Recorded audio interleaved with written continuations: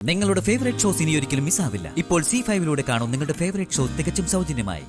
ബുദ്ധിമുട്ടില്ലെങ്കിൽ ആൻ്റപ്പൻ ഒരു നിമിഷം ഒന്ന് പുറത്തോട്ട് നിൽക്കുമോ? എനിക്കിവിടെ അങ്ങോട്ട്. ഓ, അതിനിപ്പോ എന്താ? എന്നാ പിന്നെ ഞാൻ അങ്ങോട്ട് നിൽക്കാം. ചേട്ടോ. എന്താ രാഘവേട്ട? ഈ ആൻ്റപ്പൻ ആളെങ്ങനെ വിശ്വസിക്കാൻ കൊള്ളാവുന്ന കൂട്ടത്തിലാണോ? അയ്യോ, 100%. അല്ലാത്ത കേസ് ഞാനിവിടെ കൊണ്ടുവന്ന് പരിചയപ്പെടുത്തൂ രാഘവേട്ട.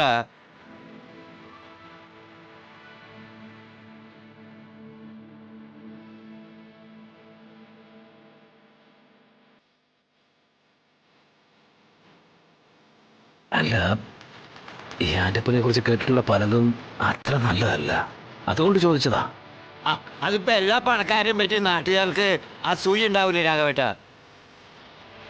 അവര് പറഞ്ഞു പറ്റുന്നതാ. പത്രോച്ചായൻ അയാളെ ഇങ്ങ് വിളിക്ക്. ആൻ്റപ്പാ, പാമ്പ വിളിക്കണോ?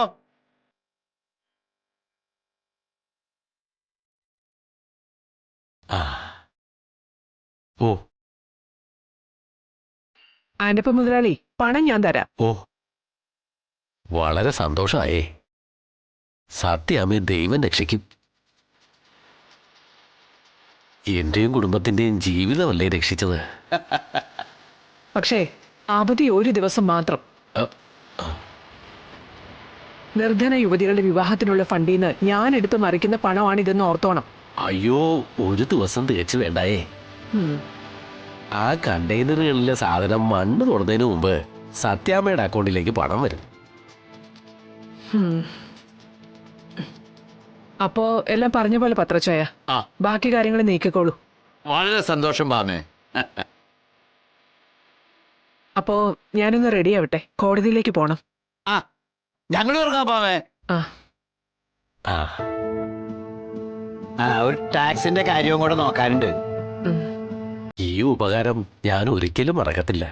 എന്റെ ദൈവത്തിന്റെ സ്ഥാനത്താ സത്യാമ്മ. തനിക്ക് ഇപ്പൊ സമാധാനായില്ലടോ. ഇനി നമ്മളായിട്ട് പാമയുടെ സമയം കളയണ്ട. ഞാൻ വിളിക്കാം മാമേ. ശരി രാഘവേട്ടാ.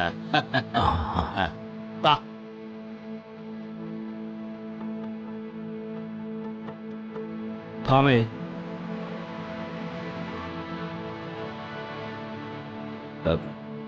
നീ ഇപ്പൊ ചെയ്തത് ഒരു അബദ്ധമാണെന്ന് എന്റെ മനസ്സ് പറയുന്നു.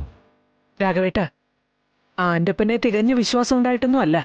ഒന്നാമത് പത്രോച്ചായൻ, രണ്ടാമത് ഈ പഠിക്കൽ സഹായം അഭ്യർത്ഥിച്ചു വന്നവരെ വെറും കൈയോടെ അയച്ചിട്ടില്ല. ഭാമേ, ഇന്നലത്തെ പോലെ അല്ല ഇന്ന് പോലെ ആവില്ല നാളെ. ഒരു കരുതൽ എപ്പോഴും വേണം. ആരെയും കണ്ണടച്ച് വിശ്വസിക്കരുത്.